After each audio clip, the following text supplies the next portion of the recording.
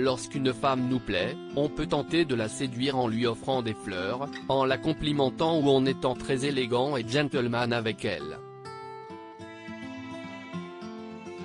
Pour Yann Moix, l'art de la séduction ne rentre pas, du tout, dans ces critères.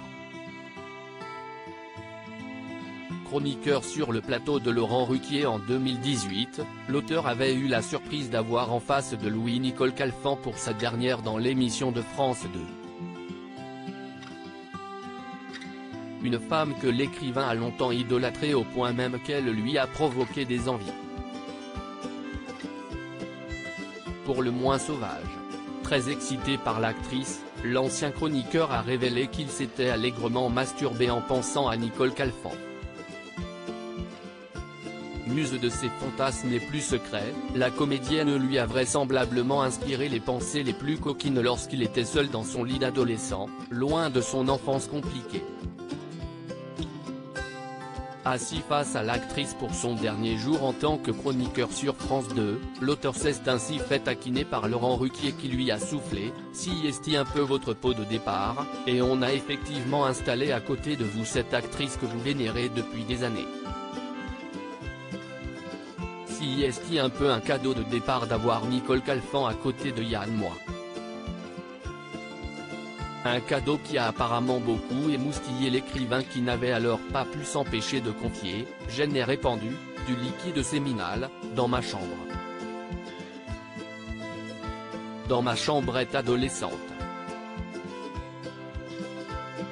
Gênée, la principale intéressée s'était contentée de sourire poliment aux propos de Yann Moix.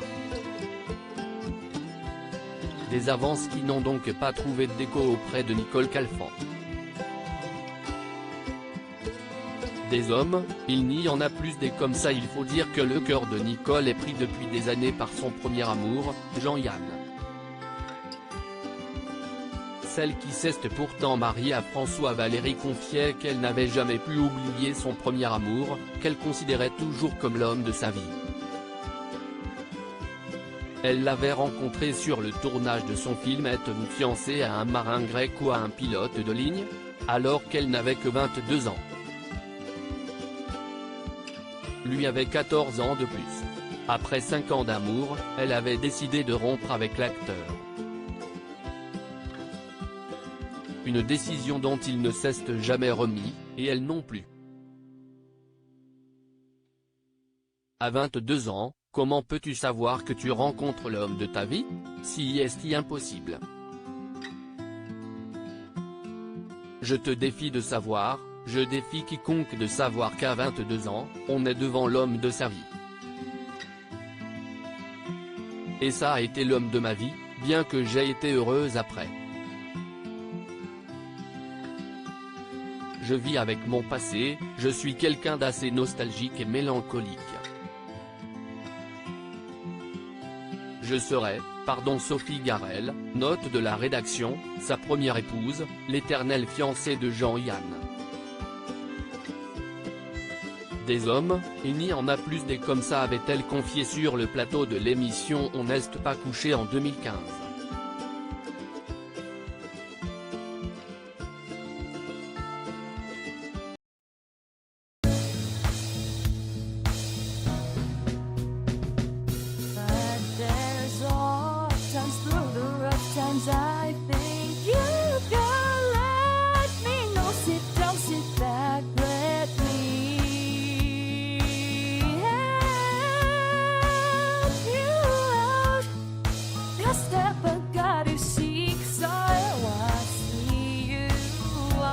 On your own, but